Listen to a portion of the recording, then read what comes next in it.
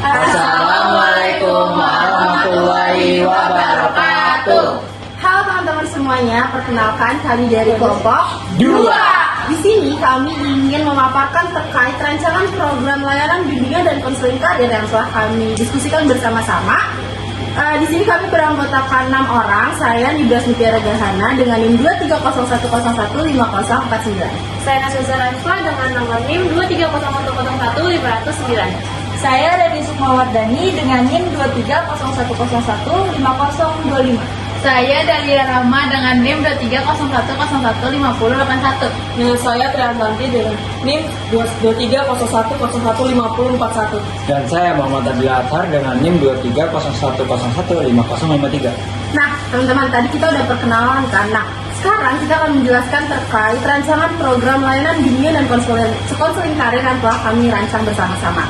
Namun sebelum masuk ke situ, alangkah baiknya kita mengetahui dulu nih, apa sih latar belakang dari pembuatan program-program yang sudah kami rancang ini. Nah, untuk latar belakangnya akan dijelaskan oleh rekan saya, yaitu Nashwa Zahara Akita. Kepada Nashwa dipersilakan. Teman-teman, ini kayaknya nggak bakal kepake deh, jadi kayaknya bakal kita buang aja.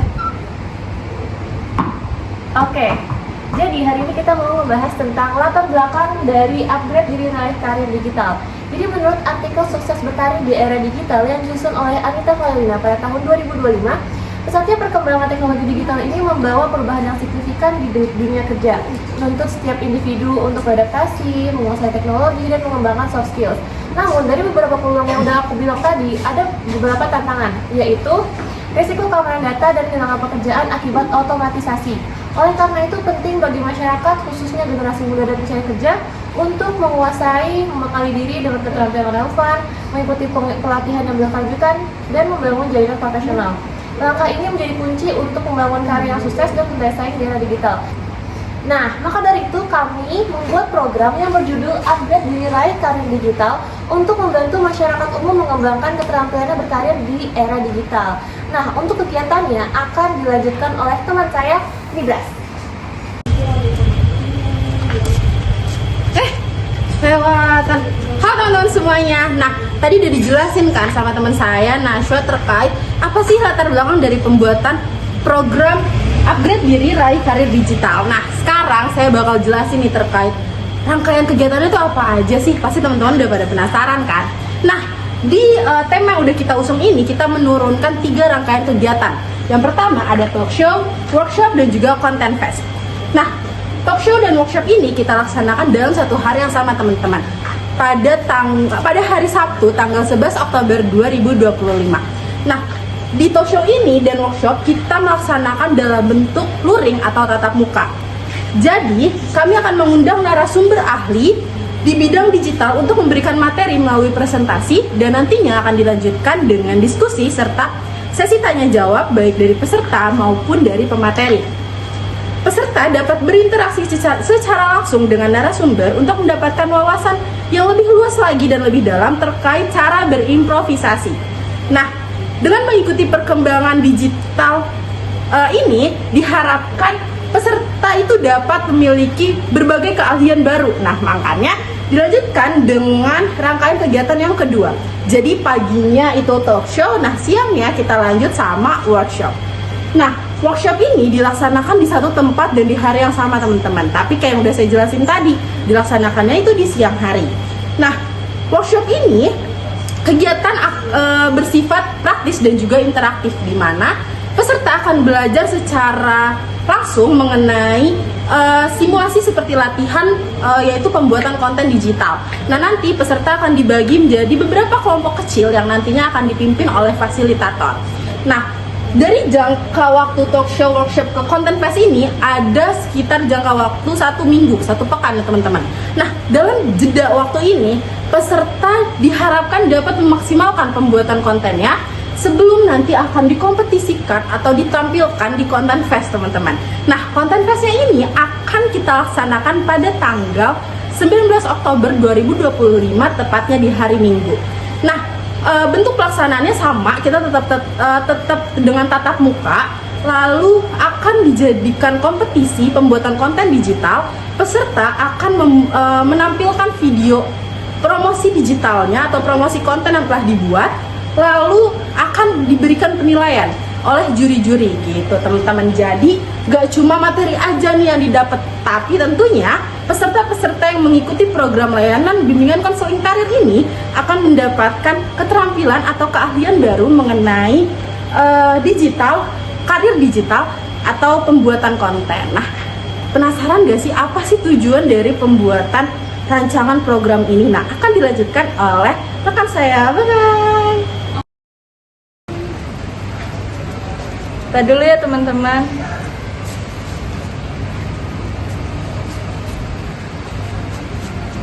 Oke baik, di sini saya akan menjelaskan tentang tujuan dari ketiga program yang akan kita buat. Yang pertama, program pertama adalah talk show, di mana program ini bertujuan untuk mendorong pendidikan sepanjang hayat.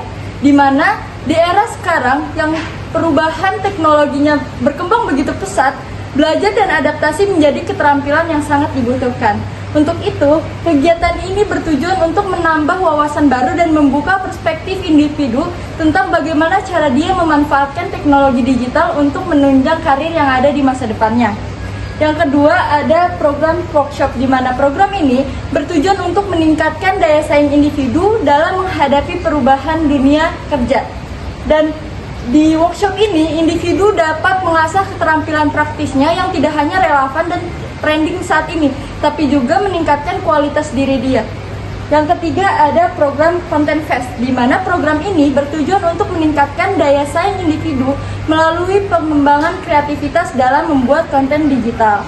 Nah, lapangan kerja saat ini itu tuh bergantung pada teknologi. Untuk itu, program ini menjadi kesempatan untuk mengasah keterampilan agar lebih kompetitif di dunia kerja. Oke, selanjutnya kita akan membahas terkait apa aja sih media-media yang digunakan dalam program yang akan kita buat. Tentunya akan dijelaskan oleh rekan saya.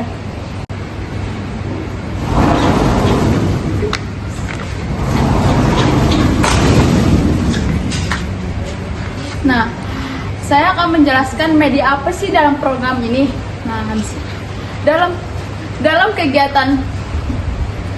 tiga hal kegiatan ini, sebelumnya kami sudah merancangkan terkait dalam acara yang efektif. Yang pertama, talk show. Nah, talk show ini seperti proyektor, yang dimana proyektor itu untuk menampilkan sebuah presentasi dalam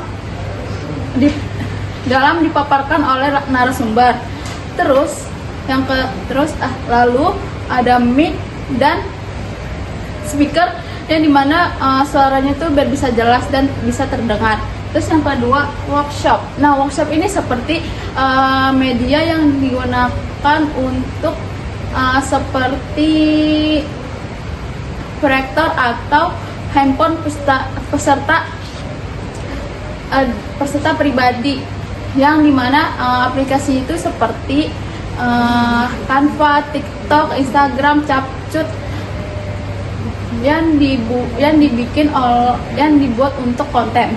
Terus yang ketiga, Content Fest. Nah, Content Fest itu seperti media yang kayak proyektor, yang dimana untuk hasil konten peserta itu, lalu mic dan speaker untuk presentasi peserta itu.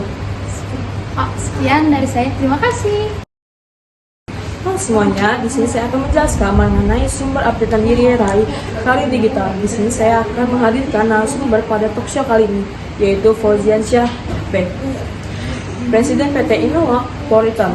Beliau merupakan figur inspiratif yang dikenal karena kepemimpinannya yang visional dan kemampuannya dalam beradaptasi dengan perkembangan zaman digital, khususnya di era digital. Dalam sesi talk show kali ini, beliau banyak membagi pandangan mengenai improvisasi dan inovasi untuk tetap kreatif dan bisa bersaing di era sekarang. Nah, untuk menjunjung presentasi dari pemateri sumber lain, yang digunakan adalah slide presentasi yang berisi materi serta contoh video konten digital marketing, khususnya yang dapat disajikan bahasa diskusi dan para peserta. Terima kasih.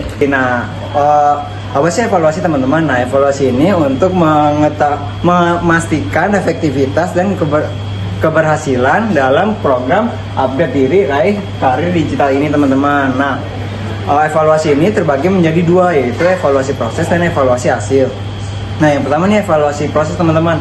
Ya, yang pertama evaluasi proses ini terbagi menjadi 3 instrumen, yaitu yang pertama daftar hadir peserta. Nah, apa sih daftar hadir peserta ini teman-teman? Yaitu guna mencatat tingkat partisipasi peserta dalam jalannya kegiatan workshop ini teman-teman. Nah, yang kedua ada observasi kegiatan, pelaksanaan kegiatan yang dilakukan oleh fasilitator atau panitia. Nah, fungsinya apa? Fungsinya untuk memantau seluruh kegiatan yang kita lakukan. Nah, yang terakhir itu adalah kuesioner kepuasan peserta. Nah, ini tuh diberikannya setelah selesai kegiatan teman-teman dan diisi oleh peserta. Nah, gunanya apa sih teman-teman? Yaitu untuk mengukur sejauh mana peserta merasa puas dengan kegiatan yang kita lakukan, seperti isi materi, penyampaian materi, dan keseluruhan pelaksanaannya. Nah, selain dari proses evaluasi, ada juga hasil evaluasi teman-teman. Ini dibagi menjadi 2 bentuk, yaitu yang pertama analisis hasil konten atau output workshop, yaitu penilaian terhadap hasil karya atau konten digital yang dihasilkan peserta setelah mengikuti kegiatan workshop ini.